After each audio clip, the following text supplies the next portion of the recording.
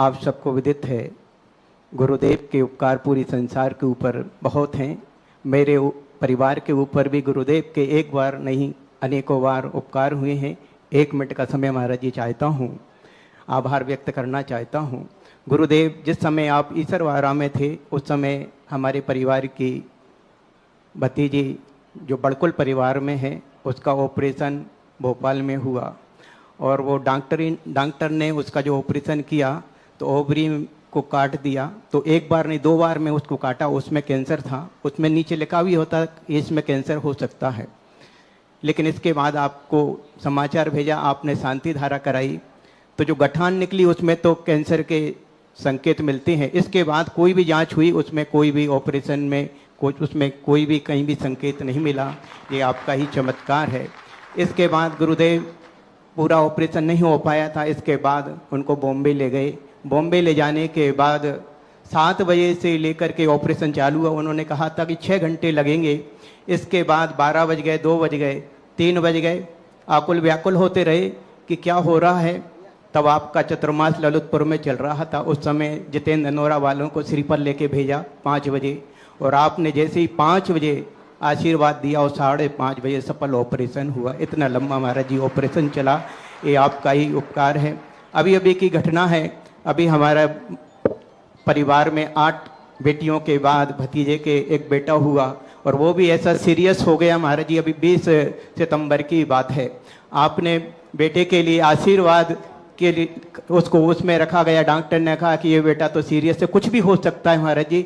रात्रि में 12 बजे उसको मशीन में रखा गया और सुबह शांति धारा आपके मुखारबिंद से हुई और 10 बजे वो बेटा मशीन से बाहर हो गया और स्वस्थ है आज महाराज जी। आपका ही चमत्कार है। एक और हमारी भाभी को भी कैंसर हुआ था अभी 1 साल पहले, उनको भी आपने आशीर्वाद दिया, उनका भी ऑपरेशन सफल हुआ महाराज जी। एक मेरे जीवन की भी घटना महाराज जी, जिस समय आप महाराज जी आगरा में थे उस समय डॉक्टरों ने कहा कि आंखों में मेरे को कांचियाबंद ग्लूकोमा है। आपने कहा कि अंतिम डॉक्टर आपका चेन्नई है। मैं चेन्नई में गया महाराज जी और चेन्नई में डॉक्टर ने बोला कि वो तो आपके शरीर की बनावट ऐसी हो सकती है और जो बार बार मेरी आंखों में परेशानी आ रही थी वो आपके आशीर्वाद से दूर हो गई। ये महाराज जी आपका ही चमत्कार है। इस उपकार को कैसे चुकाया जा सकता है महाराज जी। मेरी जिज्ञासा ये भी है, इस समोह शरण में जो अभव्य जीव है, जो सत्यम भूमि है, वो अभव वहाँ तक तो जा सकता अभव जीव, क्या मिथ्या दृष्टि जीव का भी समूह शरण में प्रवेश कहाँ तक हो सकता है? और एक और प्रश्न इसी के साथ में महाराज जी कि जो गंधकुटी है, गंधकुटी में जो 10 ध्वजाएं स्थापित होती हैं तो उसमें सिंह का, बैल का, हाथी का, गज आदि के जो 10 प्रकार के चिन्ह की ध्वजाएं क्यों समर्पित की जाती? हमारी जिज्ञासा का समाधान करें और उपकार से कैसे ऋणी हो सकती हैं इसका भी महाराज जी। पहली बात है कि देखो, मेरा कोई भी किसी के ऊपर कोई ऋण नहीं है। मैं जो कुछ भी देता हूँ कर्ज में नहीं देता हूँ, दान में देता हूँ। कर्ज में दूं तो ऋण बने।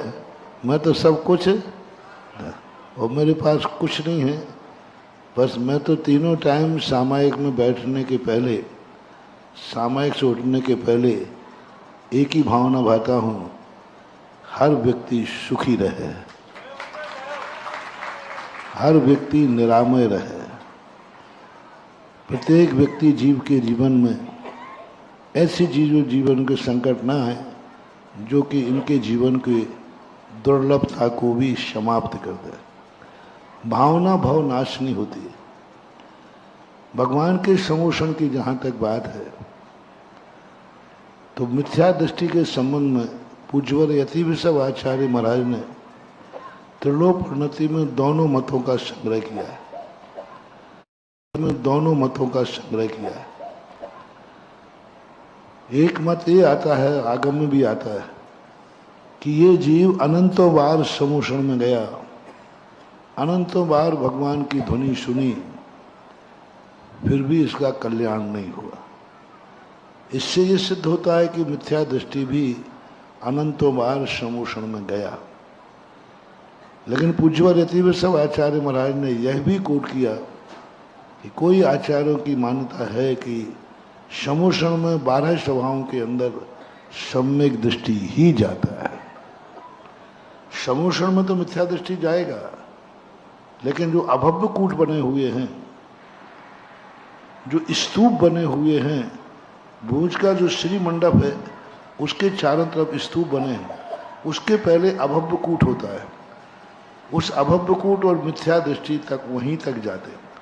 तो अभव्य कूट नाम तो मिल गया, इसमें तो सभी आचार्य एक मत हैं। यानी अभव्य समूषण में जाएगा, मान स्तंभ भी जाएगा, मान स्तंभ से आगे भी जाएगा, पर अंतिम जो श्री मंडप है उसके पहले वह रुक जाएगा। लेकिन मिथ्या दृष्टि की कोई सीमा किसी भी समूषण को वर्णन करने वालों ने, किसी भी आचार्यों ने मिथ्या दृष्टि की सीमा क्या है ये नहीं लिखा। एक स्थान पर संकेत मिला है कि मिथ्या दृष्टि जीव समूषण में जाता है, लेकिन जो नाट्यशालाएं आदि बनी हैं उन्हीं नाट्यशालाओं में रम करके समय पूरा करके लौट आता है।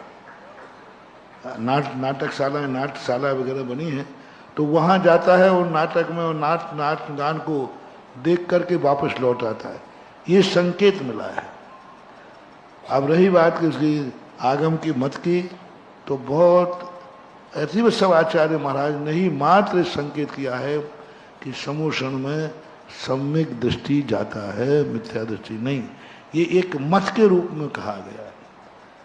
इसलिए अब इन सब मतों के आधार पर बहुमत तो यही है कि अनंतों बार ये जीव समूषण में गया, लेकिन उपादान की शुद्धि न होने से यह वहां से लौट के आ गया।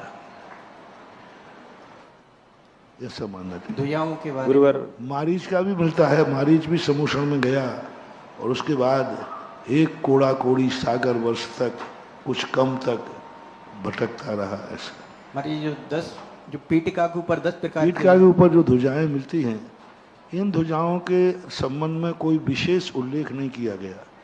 कई लोग इसमें ये कहा मानते हैं कि देवताओं की जो ध्वजाएं होती हैं, वे सभी निकाय के देव आते हैं तो वो अपनी अपनी ध्वज का वो संकेत लेकर आते हैं।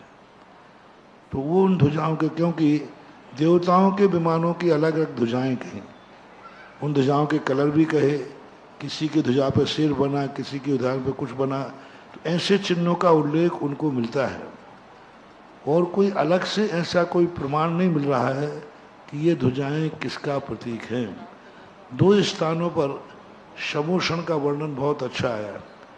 एक वर्णन आया है जिनसेन स्वामी ने महापुराण के अंदर जो विस्तार से, और दूसरा वर्णन आया है हरिवंश पुराण में।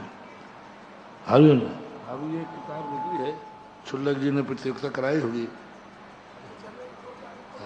समूषण का वर्णन आदिनाथ पुराण और हरिवंश पुराण के अनुसार इसका बहुत अच्छा वर्णन है। ये पुस्तक सबको पढ़ने लायक है, क्योंकि सब में इसमें बड़े हिंदी में संक्षेप रूप में समूषण का वैभव क्या है ये इन्होंने उसमें हरिवंश पुराण में भी कुछ नई बातें दी हैं।